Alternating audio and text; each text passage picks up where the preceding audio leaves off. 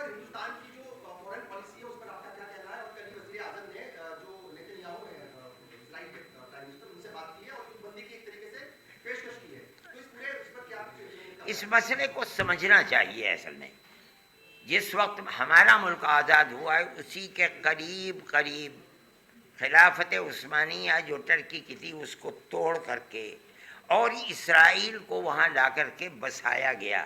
بیت المقدس کے ایک حصے کے اندر ان کا ملک قرار دے دیا گیا. حالات دنیا کے ایسے تھے کہ دنیا نے اس کو قبول کیا.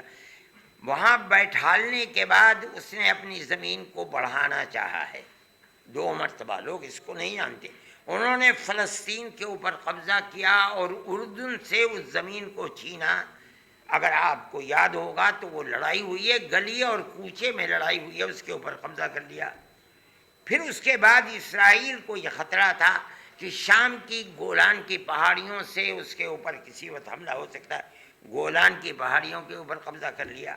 فلسطین کا ہر آدمی یہ سمجھتا ہے کہ مجھ کو وہ اسرائیلیوں نے غلام بنا لیا ہے، ہماری زمین پر قبضہ کر لیا ہے.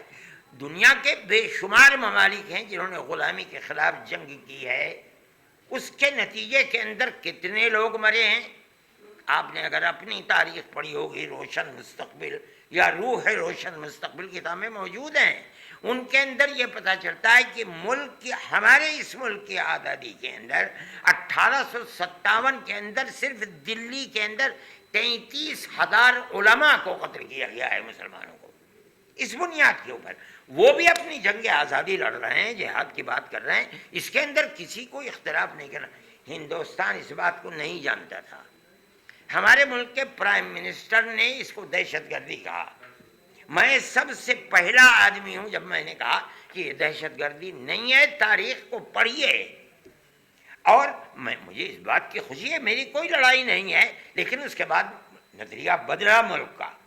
ہمارے ملک نے وہاں کے لیے امداد بھی بھیجی اور یہ بات کہہ رہے ہیں کہ جنگ بندی ہونی چاہیے. ہم اس کا خیر مقدم کرتے ہیں، ہم سمجھتے ہیں کہ بڑی اچھی بات ہے. ہم جو بات کہہ رہے ہیں وہ بات تاریخ کے آئینے میں صحیح ہے اور جنگ بندی ہونی چاہیے. اور حل اس کا وہی ہے کہ اسرائیل اپنی جگہ کے اوپر رہے اور ان ملکوں کو آزادی کے ساتھ، ان کو فلسطین کو بھی ایک ملک، ان کے حقوق زندگی کے تسلیم کیے جائیں. اور اگر نہیں ہوں گے تو انہوں نے اپنا لوہا منوا دیا ہے. چاہے امریکہ کی کتنی بڑی امداد ہو اور چاہے اسرائیل کتنے ہتھیار لے کر کے بیٹھے، لیکن ان لوگوں نے چنے تو چبوا دیے ہیں. اس لیے میں یہ سمجھتا ہوں کہ امن و امان کو قائم کرنے کے لیے وہ تجویز کہ یہ بھی آزاد رہیں اور اسرائیل بھی اپنے جگہ پر رہے، یہ اسرائیل کی زندگی کے لیے بہترین طریقہ ہے. نہیں تو اسرائیل ختم ہو جائے گا.